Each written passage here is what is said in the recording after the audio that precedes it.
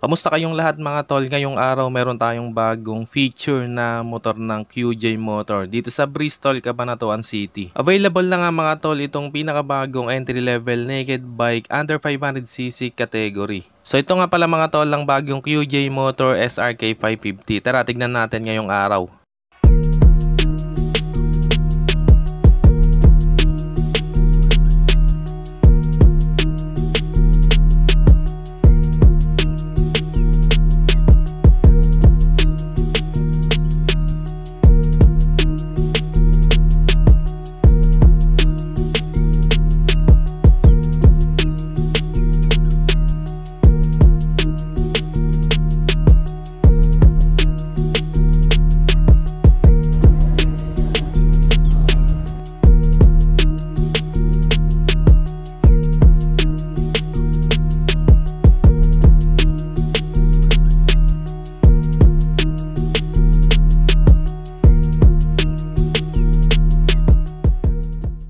Una ko itong nakita mga tol dun sa ride ni Motor New One sa in-upload ng Bristol, Philippines ano. So talagang swerte tayo dahil meron na dito sa Bristol, Cabanatuan at talagang pinuntahan agad natin para maipakita ko din sa inyo. First impression natin dito mga tol syempre talagang na-amaze din tayo dito sa bagong motor ng QJ Motor ano, dahil yung datingan niya bruskong talagang malaki siya, bulky yung datingan. At sigurado magugustuhan nyo to lalo na dun sa mga nagbabalak maglabas ng bagong big bike o first big bike ano. So pagdating sa presyo nito mga tol, talagang napaka-affordable para sa isang 500cc category na motor ano. So ang SRP nila dito ay 349,000 pesos. At kung ngayon nyo to bibilin as of October 2024 ay meron kayong discount para dito. Bali ang magiging price na lang niya ay 329,000 pesos. So available nga pala yan dito mga tol sa showroom ng Bristol, Cabanatuan City. So bali sa tapat lang to ng ELJ Hospital dito sa Sikyo Business Center. Check naman natin mga tol yung mga detalye ng motor na to. So mula dito sa front end mga tol, meron siyang design dito para bumagay lalo dun sa looks ng headlight natin ano.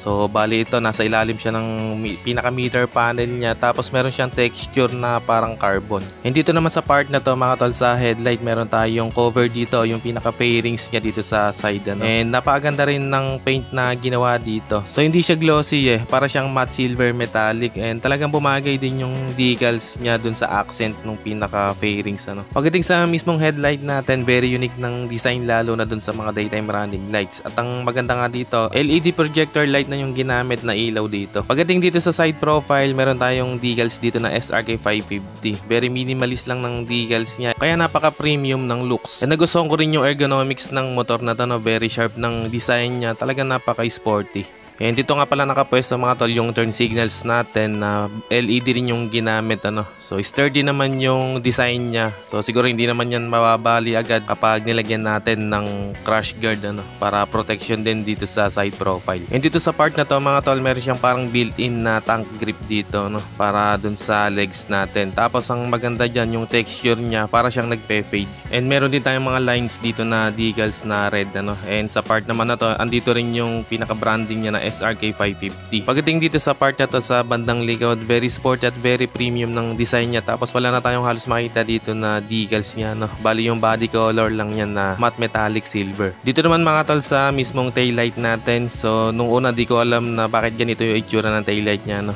So parang wala siyang ilaw. Yun pala yung pinaka brake light natin, andito na rin sa pinaka turn signals ano. Magkasama siya, turn signals at yung pinaka brake light natin. So kumbaga integrated na rin yung design niya no. And ang maganda nga dito, LED na rin yung ginamit. And dito yung plate holder natin, at syempre meron tayong ilaw para sa plaka na LED rin yung ginamit. Then meron siyang reflector dito for added visibility. Pagdating dito sa footrest ng rider, so napa-fold siya na para kung sakaling mag-banking tayo hindi yan mapuputol. And talagang napaka-premium alloy yung ginamit. And talagang napaka-sporty ng design. Ganun din dito sa pillion footrest natin ano, very premium din ng design niya. Dito sa kabila ganito yung itsura ng shifter natin ano. So very premium at very sporty rin ng design. Pagdating naman dito mga tol sa muffler natin, so medyo malaki siya. Syempre 500cc. And meron siyang heat guard dito, tapos meron siyang texture dyan ano. And ang maganda rito kung gusto nyo magpalit ng open pipe o open muffler, so pwedeng canister lang yung bilhin nyo at ito lang yung duktungan niya no. Kahit hindi na tayo mag full system, kaya kung may budget kayo pwede namang full system. And dito naman sa mismong tip ng muffler natin, silver yung color niya, tapos dalawa yung butas niya dito. Pagdating naman sa suspension dito sa front, naka golden upside down fork tayo dito from Marzocchi. And adjustable na rin to mga tol. Very reliable na rin mga tol at talagang napaka quality ng suspension na to dahil Italian brand to and ang may-ari nga nito ay dating empleyado ng Ducati. Very sporty ng front fender natin. Tapos pagdating naman mga tol sa brakes, naka dual disc brake na tayo dito, no? And ang maganda rito, meron siyang ABS or anti-lock brake system. Tapos dito naman sa front tire, meron itong sukat na 120/70 rim 17. Dito naman mga tol sa bandang likod sa rear suspension natin, naka monoshock siya, no? Then sa brakes natin, naka disc brake din to with single piston caliper. Syempre naka ABS na rin ito or anti-lock brake system. So equipped siya ng dual channel ABS. And sa gulong naman mga tol, may sukat itong 160/60 rim 17. Pagdating naman dito sa meter panel natin, very premium at napakalinis lang tignan ng pinaka-cockpit natin dito, no? And ang maganda nga rito, naka TFT display na to. And meron nga pala tong dalawang driving mode, yung normal at yung sport mode. Siyempre sa normal mode yung pang daily use lang o urban riding. And kapag sport mode naman, ito yung kapag gusto nating makuha yung full potential ng motor. Meron na nga rin pala tong traction control system at ang maganda rito, switchable siya na pwede natin siyang i-off. Sa handlebar naman niya, talagang malapad siya and talagang bumagay din dun sa datingan o yung pagkaburusko ng motor. Pagdating sa mga switch sa handlebar dito sa kanan, meron tayong engine kill switch, tapos meron siyang switch dito ng hazard light at yung electric push start natin. Adjustable na rin pala mga tol yung clutch lever natin at yung brake lever. So depende sa preference nyo and talaga napakalambot lang pigayin ng clutch lever natin. Sa mga switch, meron tayo ditong passing light at yung control natin dun sa TFT display natin. Meron siyang enter at yung select. And syempre yung high and low beam, turn signals at yung busina. And talagang pag pinindot mo yung mga button na to, napaka-premium, napakalambot lang yung pindutin, hindi siya hassle. Pagdating sa susian, ganito mga tol yung itsura ng susi niya na para siyang kutsilyo. So para siyang pang SUV na susi. Ayun, napipindutin mo lang and taran, napakaangas. Pagdating sa fuel tank, malaki yung sukat niya, no? Meron itong 15 liters fuel tank capacity. Sa upuan niya, meron tayo ditong napaka-premium na seat design and malambot yung cushion na ginamit dito, no? And meron siyang texture syempre para mas maganda yung grip. And meron siyang mga stitches diyan na color white. And dito naman sa pillion seat natin, so mas malambot yung upuan ng back rider, ano? And meron din siyang mga stitches diyan na color white na talagang nagpa-premium dun sa looks. Pagdating naman sa seat height ng SRK 550 mga tol, para may reference kayo. So bali 5'7" yung height natin, ano. And kung makikita nyo, tiptoed tayo dito kahit nakasapatos. So bali may sukat yung seat height nito na 790mm. So hindi naman siya ganong kataas para sa height ko.